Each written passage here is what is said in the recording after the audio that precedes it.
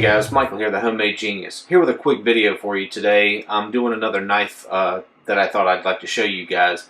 I'm not going to do the whole build and show you from beginning to end how to get from blank to blade like I've done in the past. I'm actually doing something a little bit different, and I'm doing it for a couple of reasons. First and foremost, I don't want to do just another knife build and show you how to do it. I have fun doing that, I like it, but I thought I'd try something different.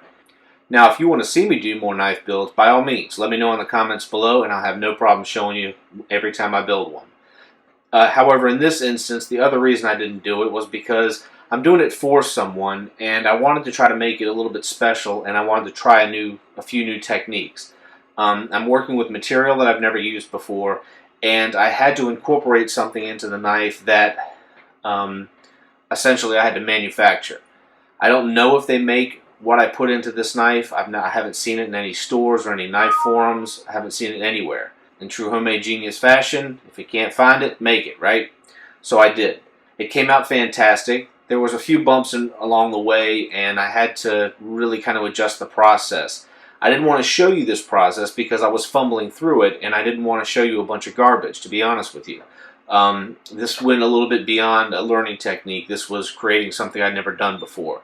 I'm very happy with the way it turned out. After the process was over, I already figured out a few ways to improve how to get from point A to point B, and I plan on doing a build on this later on and showing you guys exactly how I accomplished what I did.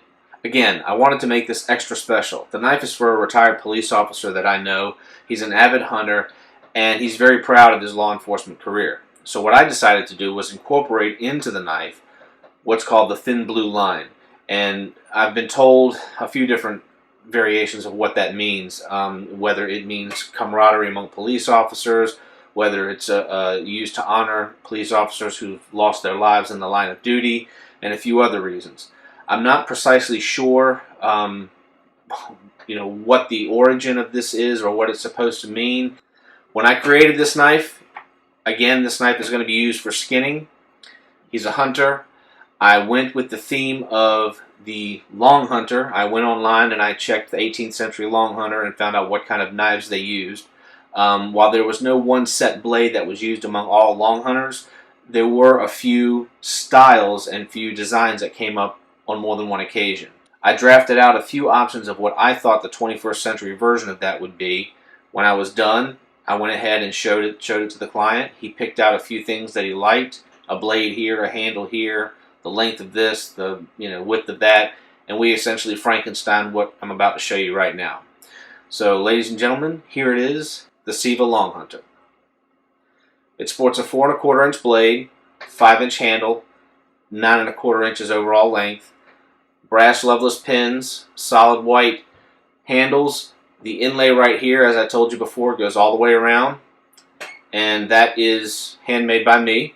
I don't know if you can see that or not. That's handmade by me. Brass lanyard hole to go with the brass bolts. Lanyard on here with the Celtic knots. I even built a little white ring to match the handle right here. And as you may notice, there's a companion here. Now, this is not a fire steel, and most people are going to think that this is a fire steel. What this really is a honing rod. I made this for the individual because he's not really going to get a lot of use out of a fire steel, but being a hunter, he's probably going to want to have a honing rod with him, at least on some of the trips he takes. I made a little leather case out of it. Nothing fancy, nothing special, just a piece of thin leather dyed black and wrapped in cordage that you can see right here. Lanyard on the back of that as well. Again, this is not going to protect it from a fall off the top of a building. However, this will keep it, however, it will keep the ends from chipping. I made a simple sheath for it. I'm not the best leather maker in the world, but I am learning. This is a friction fit sheath. It's got belt clip in the back. It is glued around the edges as well as riveted. I did not use thread in this instance. It's all dyed black, USMC black, and at the end of the day, I think he's going to be really happy with it. I've reached out. I'm going to try to deliver it tonight. I'm not going to post this until after he's had a chance to see it. I think that's only fair. I know the blade's a little bit thick, but there's no guarantee that this won't get used for other purposes aside from hunting. And I think a thicker blade is going to be more robust, and it's going to hold that edge a little bit longer. I've got a high Scandi on here, or a low flat grind, whatever you want to call it. And I've been working on the edge. Probably could handle a little bit more. It is pretty sharp.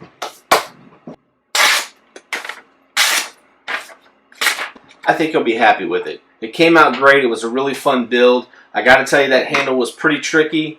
I didn't think I was going to be able to do this, I'll be honest with you. I thought I was going to get stumped, and I thought I got in over my head when I did this project.